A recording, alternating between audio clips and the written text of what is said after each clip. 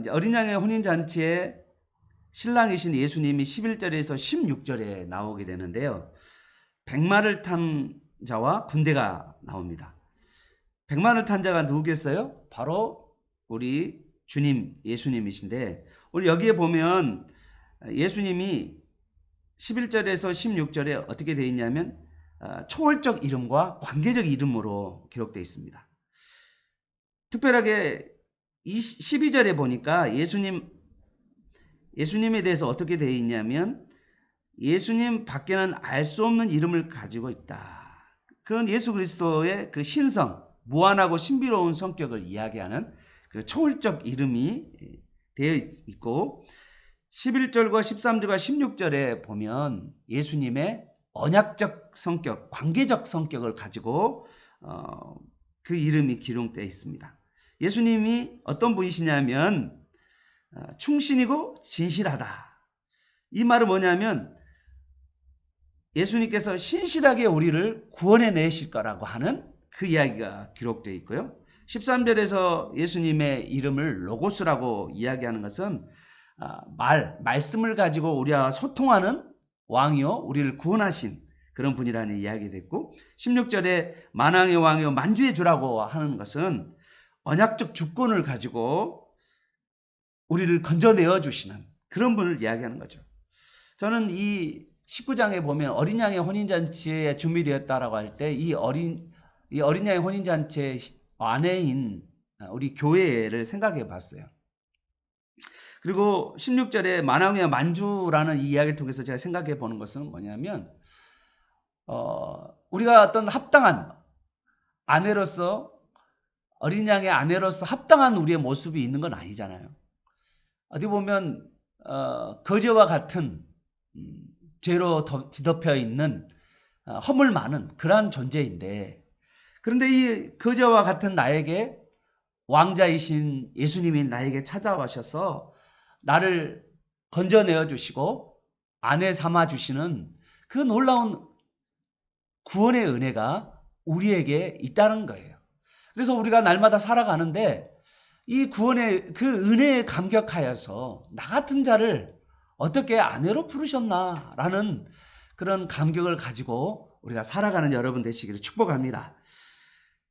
요한계시록은 특별하게 이 19장을 보면요, 또 요한계시록이 가지고 있는 특징은 주님의 재림의 시기가 어떻고 재림의 광경이 어떻고 뭐 이거를 두안을 두고 요한계시록 기록되지 않았어요.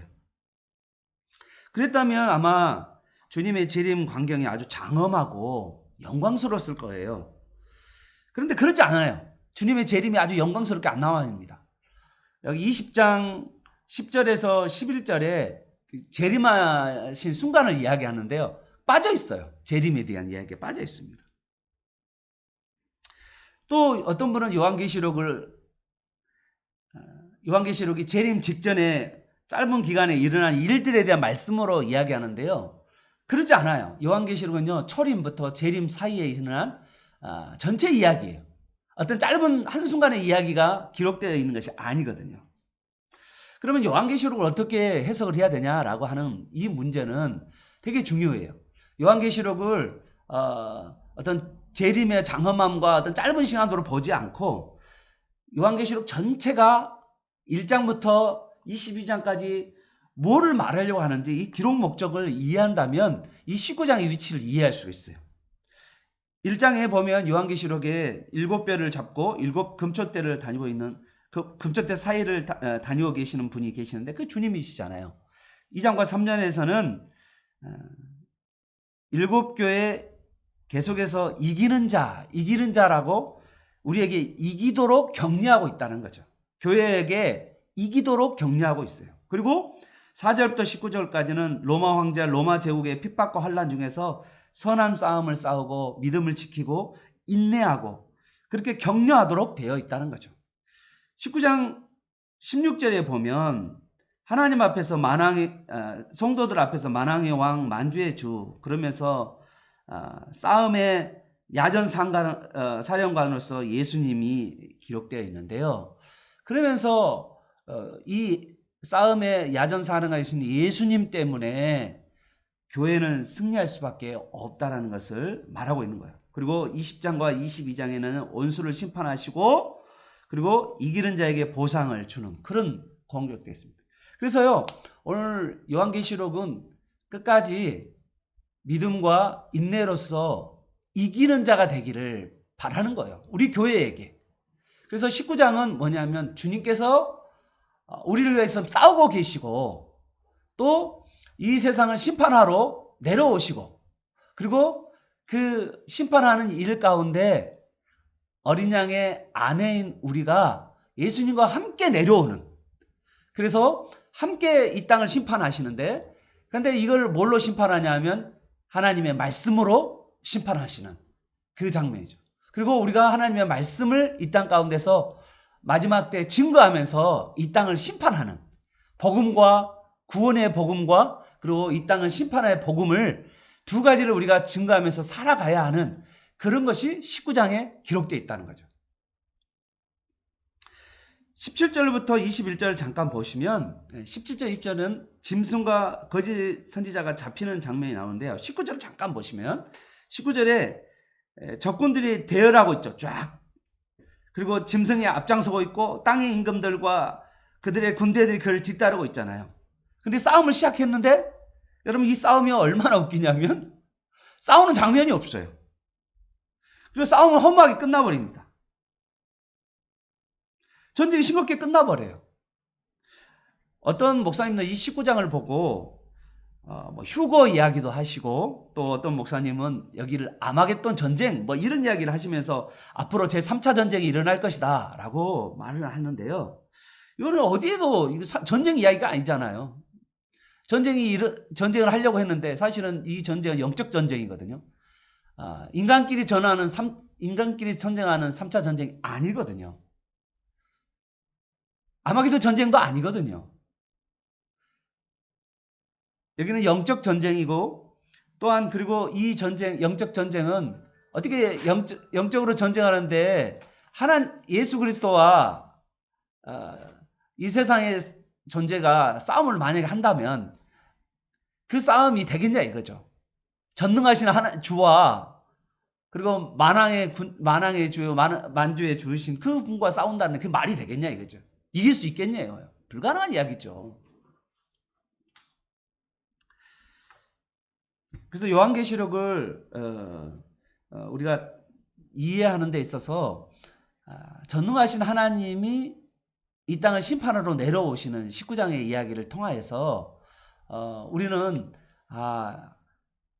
예수 그리스도, 어린 양이신 예수 그리스도 그리고 전능하신 주님을 그분을 따라서 살아갈 때 우리는 그 안에서 승리케 하시고 주님만을 바라보고 주님을 오늘 하루도 주님을 의지하면서 주님을 찾고 구하고 그래야 할 때 우리 이 땅 가운데 하나님께서 우리보다 앞장서서 야전 사령관으로 싸워가시는 그러한 모습을 통해서 예수님의 싸움은 심판적 싸움이고 승리하는 싸움이기 때문에 우리가 예수님을 따라가는 저와 여러분 되시기를 바랍니다.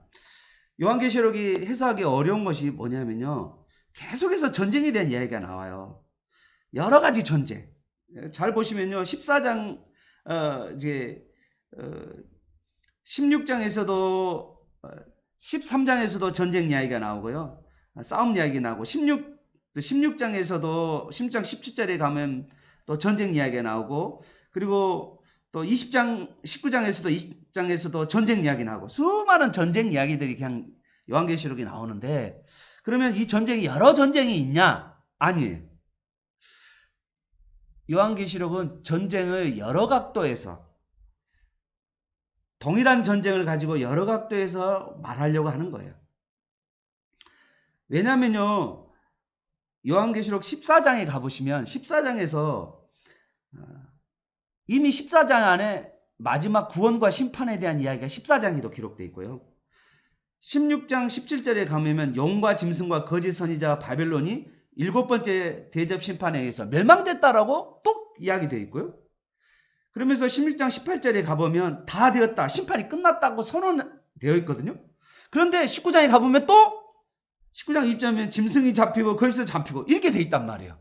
그래서 요한계시록은 계속해서 반복해서 우리에게 뭐를 보여주고 있냐면 소용돌이처럼 이 한 사건을 가지고 여러 각도에서 설명해 줘 가는 것이 바로 요한계시록이라는 거죠.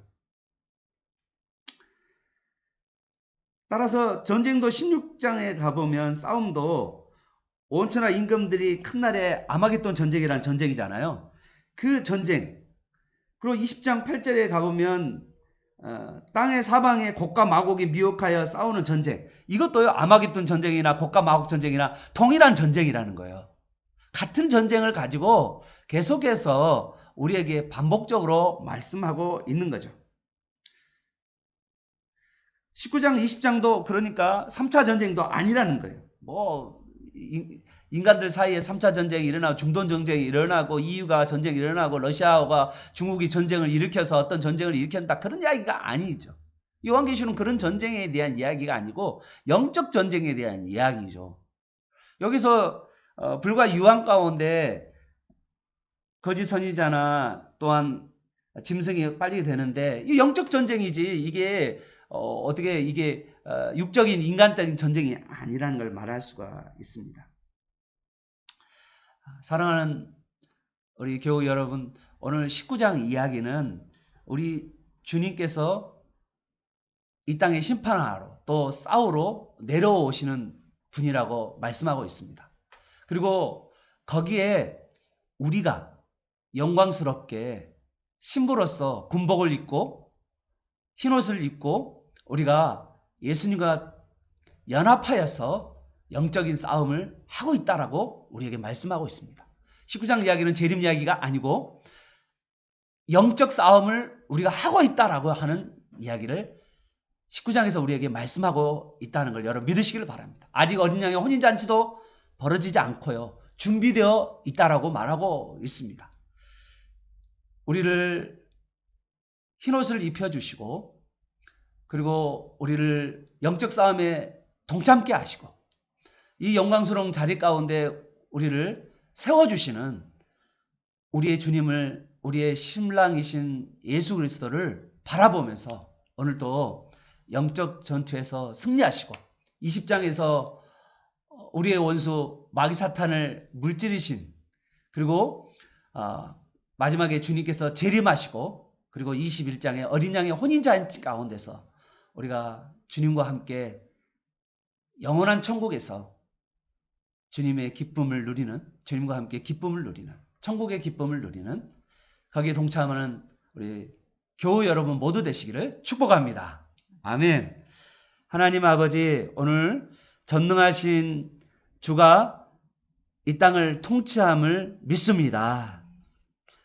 우리를 어린 양 혼인잔치에 불러주시고 특별하게 아내로 우리를 불러주셔서 영적 전투 가운데 우리가 함께하게 하시니 감사합니다. 우리가 예수 그리스도와 연합하여서 이 땅 가운데 복음을 증거하고 또한 심판을 선포하면서 영적 전투를 해나가 이 땅을 심판해가는 그리고 이 땅에 복음을 증거해서 영혼을 구원하는 그 일에 우리를 사용하여 주시니 감사합니다. 우리 19장 말씀을 통하여서 우리가 싸우는 것이 아니라 우리의 야전 사랑관이신 우리의 남편이신 주님께서 이 땅 가운데 전쟁을 하고 계심을 영적 싸움을 하고 계심을 믿고 주님을 따라가게 하여 주옵소서. 주님을 붙잡게 하여 주옵소서. 그래서 우리가 마침내 이기는 자가 된다는 것을 확신하게 하여 주옵소서.